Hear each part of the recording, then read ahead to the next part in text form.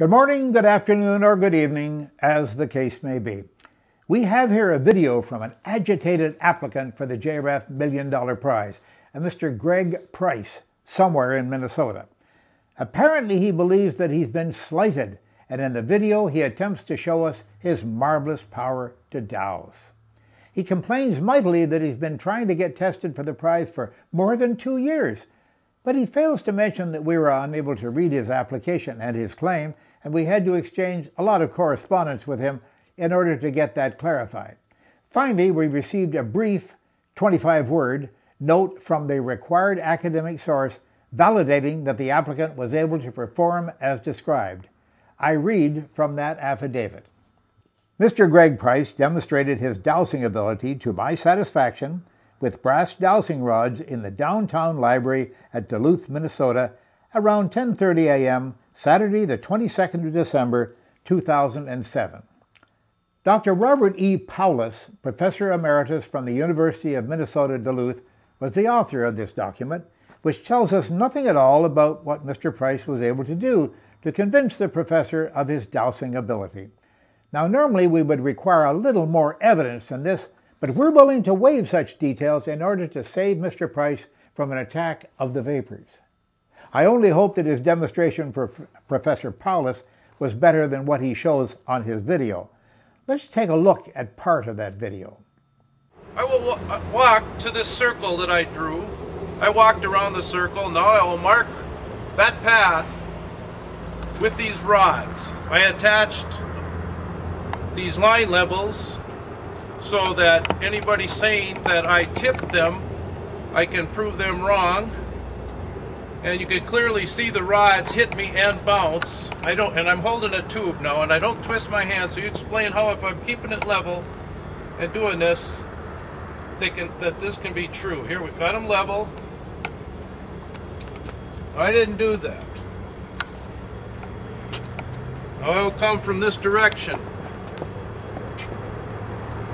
Clearly see, I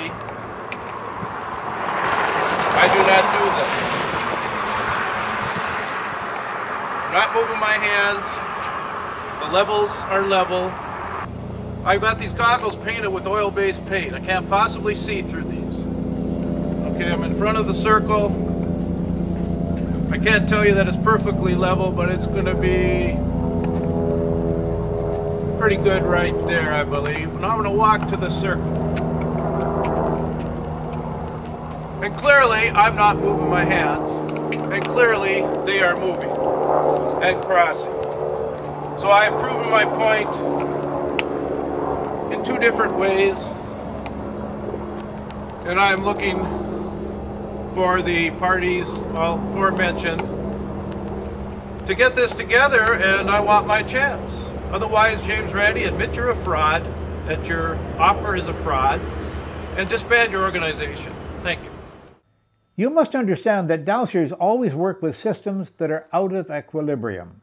They use a forked stick which is tensed in their hands so that the slightest twitch or sloping of the hand or fingers will cause the rod to jump up and down violently. Or they use what Mr. Price has chosen, 2 bent pieces of coat hanger wire or welding rods. Held as you have seen, attempting to keep them from moving left or right is very difficult. Unbalanced systems like this are very sensitive to the slightest inclination of the fingers, the hands, or, as in Mr. Price's case, lifting of the arms. Let's view that video again, and you'll see that he lifts his forearms, and the rod rotates in the direction he wishes. Clearly see, I do not do that.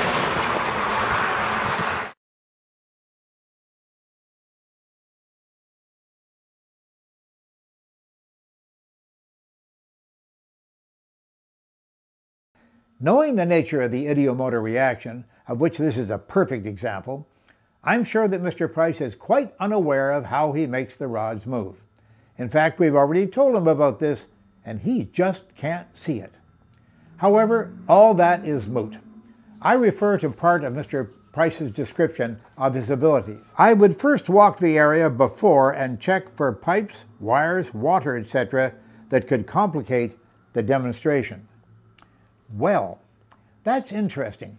It really says quite clearly that Mr. Greg Price can detect pipes and wires. I simply suggest, therefore, that we lay out a set of pipes and or wires concealed under a blanket and have him locate them using his dowsing rods. The demonstration he gave us on the video is amateurish indeed. He steps one pace back from the circle, blindfolded, and then shows us that his wires will cross when he walks forward one pace. In any case, a video proves nothing. We require an actual test. So we suggest this to Mr. Price, that the test we propose will be much more definitive, a word that dowsers don't like to hear, and simpler, so that the answer may be arrived at easily.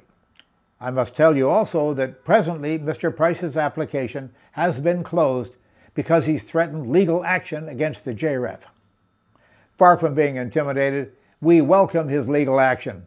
He knows our address, the process servers know us well, and can get here even without the use of dowsing rods, incredible though that may seem to Mr. Price. And we're all ready to go. Mr. Price? Mr. Price? You out there somewhere? Oh, I see you're chatting with a few of the others who are also threatening to sue us. I wouldn't want to interrupt. In your video, by the way, you call me a fraud. Well, we'll see who the fraud is, won't we, Mr. Price? I'm James Randi, and I thank you for this few minutes of your time. We thank you for watching this latest episode of James Randi Speaks. For more of James Randi and the Educational Foundation, make sure you visit randi.org.